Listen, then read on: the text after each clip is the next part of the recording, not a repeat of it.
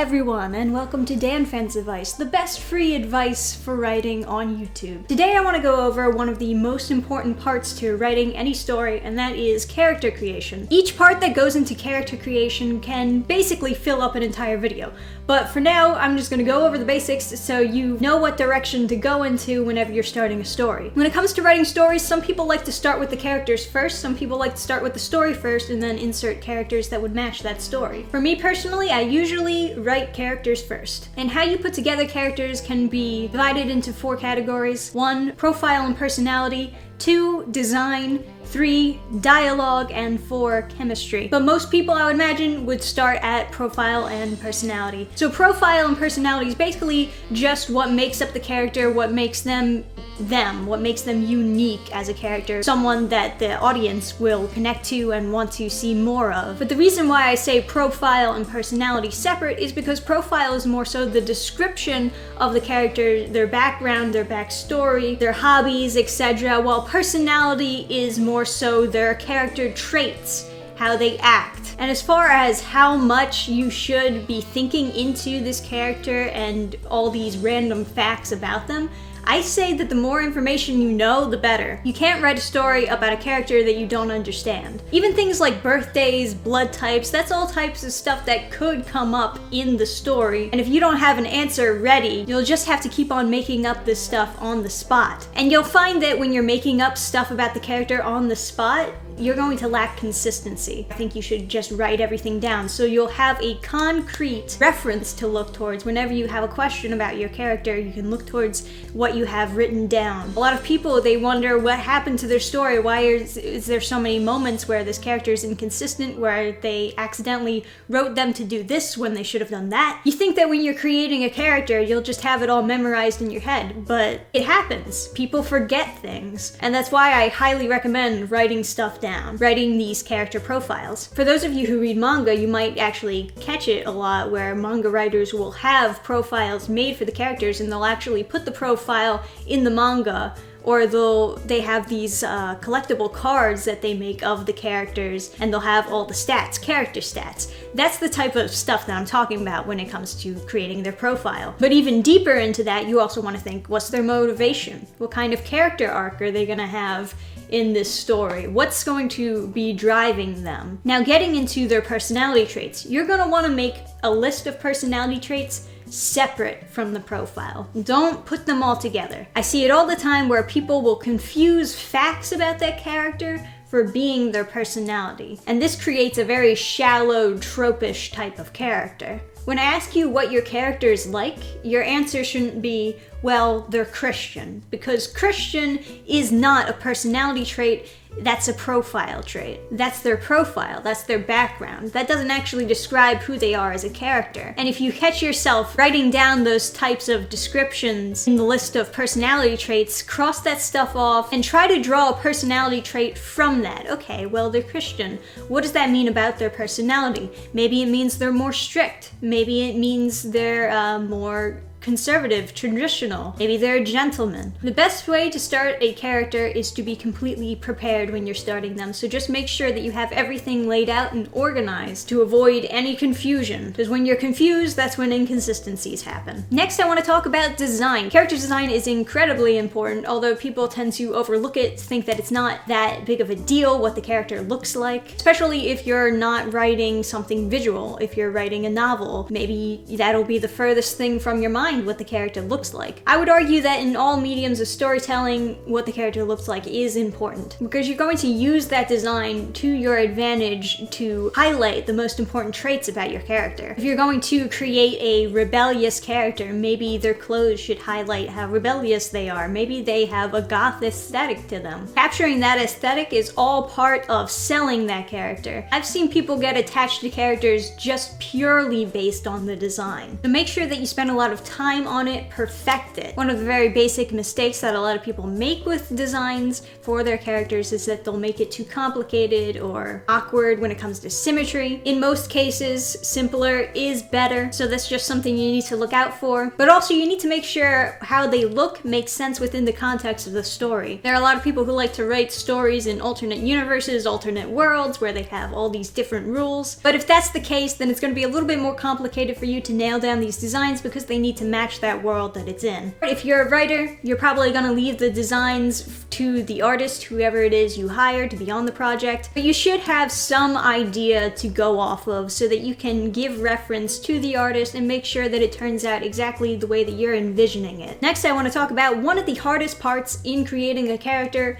the dialogue. Yes, there can definitely be an entire video made just based on dialogue. Poor dialogue, it's everywhere in storytelling. Similarly to the design, you're going to want to showcase important traits about the character in their dialogue. This is where personality traits come in handy. Based on how they're reacting to a certain or how they are talking with someone about a certain subject, that's when the personality traits are going to come in. You want their dialogue to be unique to them. You want this character to be unique and different from the others. How they speak is all a part of that. One thing I notice a lot is people will make dialogue very stiff, very blunt, way too blunt. Sometimes I even catch characters just straight up saying, "I feel sad." No, that's too blunt and it doesn't really express the character or who they are as a person. You need to think more in depth than that. How would this character express how they're feeling? They wouldn't just say, "I feel sad." I also think being too blunt kind of just makes their dialogue uninteresting. It's very easy to make an audience interested in an action scene and a bunch of explosions. It's not as easy to make someone really interested in dialogue scenes between characters. You need to make it engaging. It's always triggering something in the audience while they're watching. I see it time and time again where you just have straight up exposition characters and they speak forever, and it's just boring. I don't care about exposition, especially when it's not showcasing any personality, any uniqueness. There's nothing interesting there. It's just trying to explain the plot to me. Get creative. If something's not interesting, find a way to make it so. And I know that not everyone is going to be able to come up with witty dialogue just at the snap of the fingers, but that's all a part why you need to consume a lot of reference material. You need to actually go out, read what other people have written. You can even straight up just Google witty dialogue and you'll eventually get inspired. Another thing that I'll tell you, and some people might consider this very weird advice, but don't make the dialogue too realistic. Don't. Just because it's realistic doesn't mean it's better. And sure, you'll often hear that criticism when somebody reads your work and they'll be like, I don't really feel it right here. It's not very realistic how this character is talking. That's not really what they mean, though. What they mean is it's not believable how that character is talking. Realistic and believable are two completely different things. Have you ever heard an antisocial person speak in real time? It's annoying. They pause all the time, they stutter, they mess up words. Sometimes they don't even talk. They'll just kind of scratch their arm and look down at the floor. Believe me, I know. But even though that's the more realistic way to write an antisocial person, nobody wants to read that. That's boring. And like I said, you need to make this dialogue interesting. Now, you can still capture that they're antisocial without making it a realistic depiction of an antisocial person. You can still have those same exact traits that I mentioned. They can still scratch their arm and look down at the floor. They can still pause in between a sentence. They can still stutter, but you need to balance that out with complete sentences, making eye contact, articulating words, because if it's too much of the real thing, it's going to be annoying. Like, you know how you try to talk to a sick person and they continuously cough? I wouldn't want the individual coughs to be written out as I'm reading a book, because I don't want half of the page to be cough, cough, cough, cough, cough. Last thing I want to talk to you about is chemistry. Now, what I mean by chemistry is how this character has chemistry with the other characters. So if you're making multiple characters, and chances are you are making multiple characters, you're going to want to think what synchronizes them all together. What what makes this work. All characters should have interesting interactions with each other. So when you're creating multiple characters, you know, match them up and think, what's interesting if I put these two in a room together? What kind of discussions would they have? What kind of mood would be in the air? Would they be like upset about being in a room together? Would they be happy? Would they click together? Would they be awkward? Another thing to look out for is making characters too similar. And that has to do with all three of the previous discussions: personality, design, and dialogue. You don't want anything to be too similar. Two edgy characters, and every time they're in a room together, they're just being really edgy together. It's just boring.